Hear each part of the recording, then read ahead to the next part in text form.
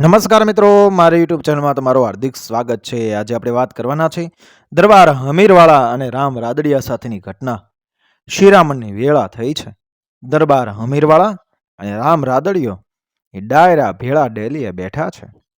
હોકા પાણીના હાકોટા સાથે સુવાણના એ તડાકા ઉડે છે।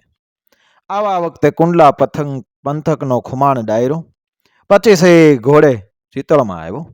દરબારની ડેલીના ખૂણા પાસે આવીને ઊભા રહ્યા। ઘોડા ચોકડા કરડતા હાવળ ઉપર હાવળ દઈ રહ્યા છે। ભૂખે ડાંસ થયેલા અસવારો એકબીજાને પૂછે છે કે આપણે સામટા માણસો છીએ, કોને ત્યાં મહેમાન થઈશું? રામ રાદડિયાને ન્યા કે દરબારના ઘેર? કઢીને રોટલા ખાવા હોય તો દરબારને ન્યા, અને ઘી દૂધ ખાવા હોય તો રામ રાદડિયાને ન્યા।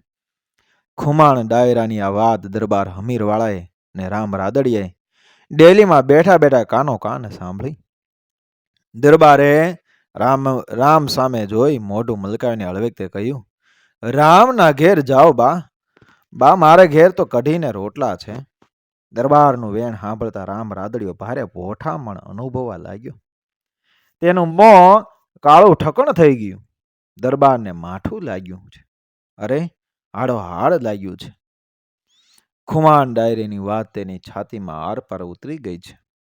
ભલે અત્યારે કાંઈ ન બોલે, પણ વખત આવે ઓછા નહીં ઉતરે ત્યારે સોય ઝાટકીને ઘા કરશે, પછી ઊભા થવાની વેળા નહીં રહે। ખુમાણ ડાયરામાં સામ સામે ખેંચતાણ થવા લાગી।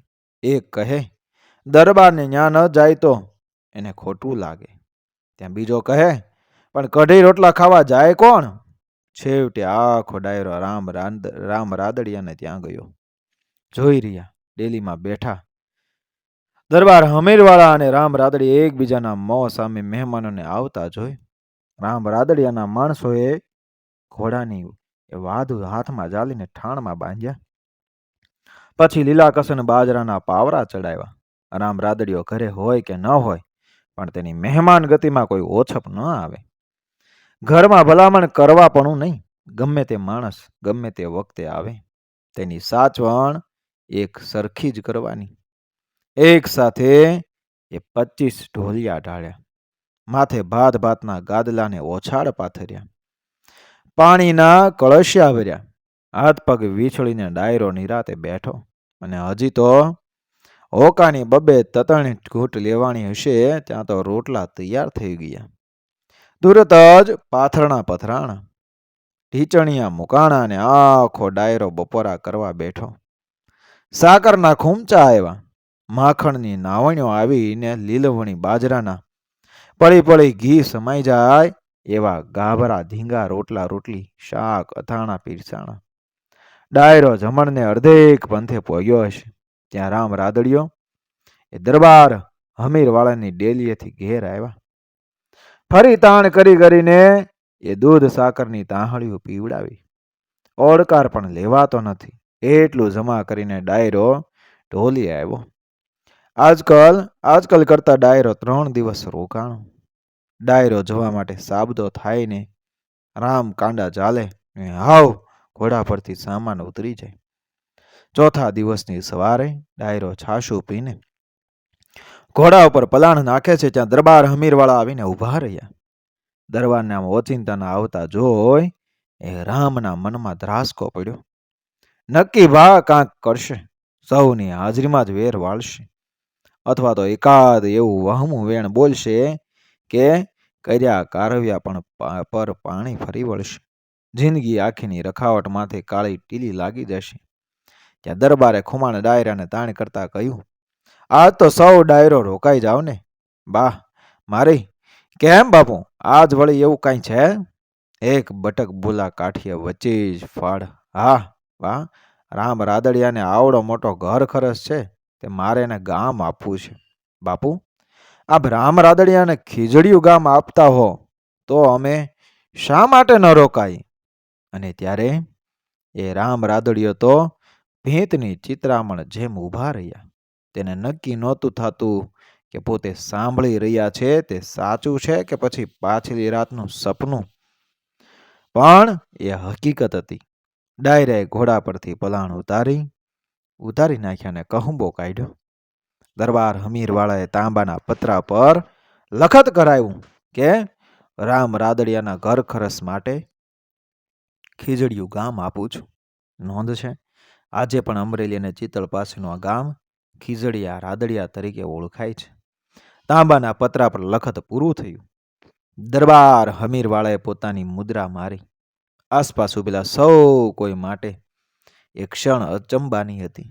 જે વેણે ગઈકાલે પોઠામણ પેદા કરી હતી એ જ વેણ આજે ઇજ્જત બનીને એ ઉભરાઈ હતી. રામ રાદડિયાની આંખોમાં પાણી ફરી વળ્યું. એ પાણી દુઃખનું નહોતું, ગૌરવનું હતું.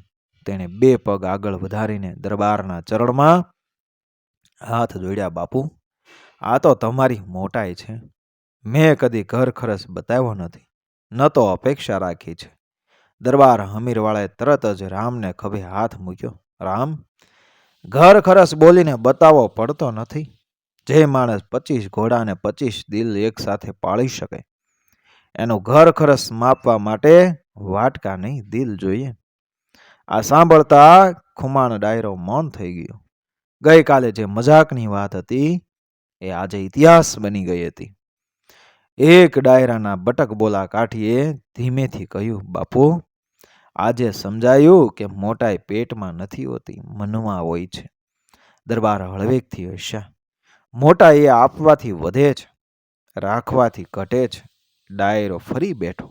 આ વખતનું ભોજન સાદું હતું. છાશ, બાજરાની રોટલી અને ડુંગળી, પણ દરેક રોટલી સાથે ઇજ્જત પીરસાઈ રહી હતી. દરબાર પોતે પણ રામ રાદડિયાની સાથે પાંખે બેઠા. એ દ્રશ્ય જોઈને સૌને સમજાઈ ગયું કે બંને વચ્ચે કોઈ ભેદ રહ્યો નથી. ન દરબાર ન રાદડિયો, ફક્ત માનવી અને માનવી.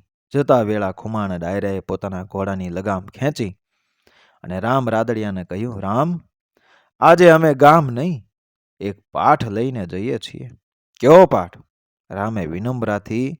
રામે વિનમ્રતાથી પૂછ્યું કે માણસ મોટો એથી નથી બનતો કે એ શું ખવડાવે.